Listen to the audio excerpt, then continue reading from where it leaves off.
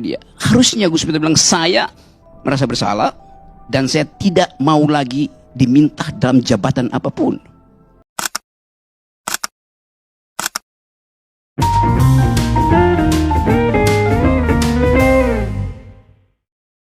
Halo sahabat Detik Viral, bertemu lagi dengan channel yang membahas berita viral dari dunia hiburan, politik dan olahraga.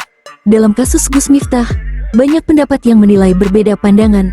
Menurut Kiai Ahmad Syarif ini, perbuatan Gus Miftah tidak dipermasalahkannya. Justru dia malah mempermasalahkan siapa di balik penyebaran video viral tersebut. Entah apa yang ada di benak Kiai yang satu ini. Harusnya dia memberikan pesan moral kepada masyarakat tentang bagaimana cara beradab dan beretika. Fokuslah bahwa siapapun itu kita tidak boleh menghina. Mari kita simak. Sebenarnya tergantung bagaimana tempenya digoreng seperti apa, direbus seperti apa, disayur seperti apa. Saya menganggap bahwa itu adalah metodologi atau cara yang selama ini dirasakan oleh Gus Miftah juga jamaahnya efektif. Faktanya ketika beliau mengatakan itu, semua tersenyum, semua tertawa, bahkan si pedagangnya sendiri juga tidak tersinggung. Yang jelas saya memandang Gus Miftah Senada dengan Kiai Syarif, wakil PKB ini juga beranggapan bahwa Gus Miftah itu orang baik. Dia tidak permasalahkan kata-kata kasar Gus Miftah, malah sebaliknya dia mengecam orang yang menyebarluaskan video itu.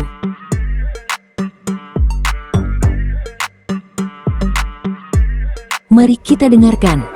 tetap orang baik. Saya tidak tahu siapa yang pertama kali mengedarkan di dunia media sosial. Mestinya yang kayak begitu nggak pantas juga lah diunggah di media sosial. Untuk apa juga? Saya pikir model dakwah Gus Miftah dengan Cak Nun itu hampir mirip-mirip tuh. Bahasa-bahasa yang dilontarkan. Kalau Gus Rocky juga mungkin dai gitu, kira-kira begitu tuh. Berbeda pandangan seorang akademisi Rocky Gerung memberikan tanggapan terhadap kasus tersebut. Rocky membuat mereka terdiam atas penjelasannya. Rocky seolah memberikan kuliah kepada kedua ustadz ini. Dengan sudut pandang yang berbeda yang mewakili masyarakat. Mari kita simak. Cari dulu asbabun nuzulnya.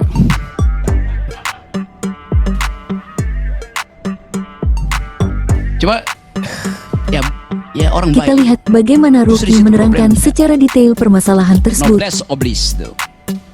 Itu masalahnya di situ kan.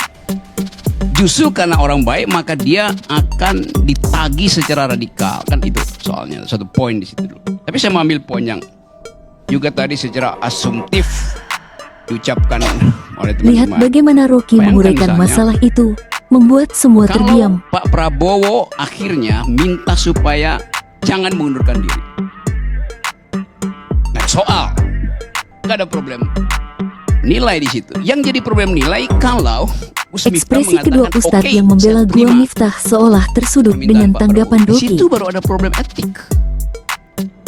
Kan orang akan nilai kepentingan politik mengalahkan kepentingan moral.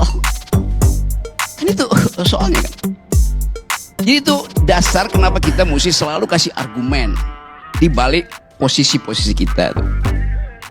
Siapa yang bertaruh? Gus Miftah akan diminta oleh Prabowo untuk tinggal dan dia akan bilang, saya memenuhi permintaan Pak Prabowo. Nah itu jadi busuk. Karena dia udah ambil the highest of public ethics, itu mundur. Bung Rocky Gerung justru membenarkan sikap yang diambil oleh Gus Miftah dengan mengajukan pengunduran diri sebagai utusan Presiden Pak Prabowo.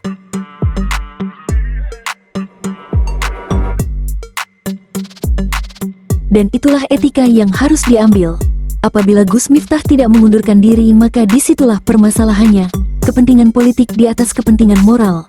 Dan itu akan menjadi sikap yang busuk menurut Rocky. Mari kita dengarkan lagi pendapat Rocky. Udah, tidak boleh dibujuk lagi. Kalau mau dibujuk, diuji lagi moralnya tuh. Oh, jabatan itu penting, nanti akan ada jabatan baru diberi pada itu, yang namanya kemakrifatan maksimal.